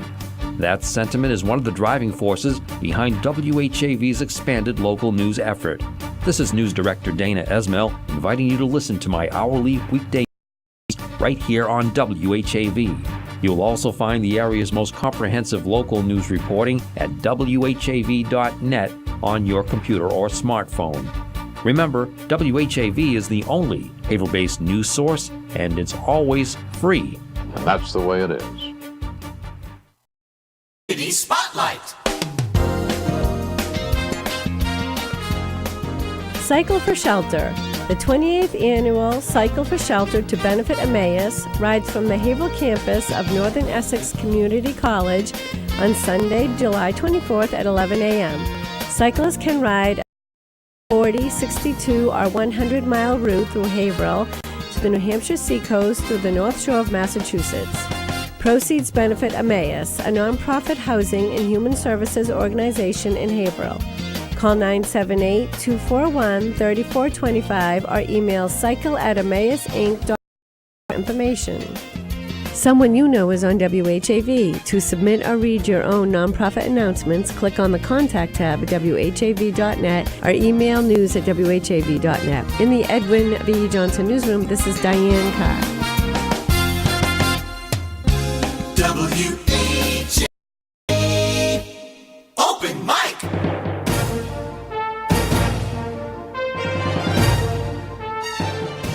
From the Edwin V. Johnson Newsroom, WHAV presents the Open Mic Show with Tim Coco. Make your voice heard. Call 978-374-1900. That's 978-374-1900. Or email tcoco@whav.net. Okay, in our last minute or two here on the Open Mic Show, let me tell you, last Friday, Chief Engineer Dave Doherty and I went to Silver Hill. WHAV received a modified construction permit from the Federal Communications Commission in May to bring WHAV back home, as we call it. WHAV began on top of Silver Hill March 16th, 1947, and the original FM began about a year later, April 1948, and all from the top of Silver Hill. The original FM, believe it or not, people didn't have the radios and they didn't have the interest. As a matter of fact, that was a national thing. AM radio was still strong through the 60s. FM really just took hold after that. And of course, now we have a new WHAV FM coming. But what was fascinating, and Chris will show this, we showed it a little bit earlier, but if you just join us, So as we started looking at things at the original transmitter building on the top of Silver Hill, it was sort of a welcome home message. WHAV's call letters still in the floor. Oh, they'll need some cleaning for sure. Still in the floor at the transmitter of Silver Hill, and that's where the new WHAV FM is going, 97.9. This time, this version of WHAV is non-profit, non-commercial, and certainly could use your help. Just a few more dollars left to raise. We literally have to have time 350 feet into the air, and of course HCTV cuts us off now, but that is so important. So if you can contribute, go to whav.net. All right, I guess that's our warning sign that the time is up. We'll see you next week on the radio, 6:30 next Monday night for Open Mic. Thank you very much. Thanks to Chris Porter at Master Control. Thank you. Open mic!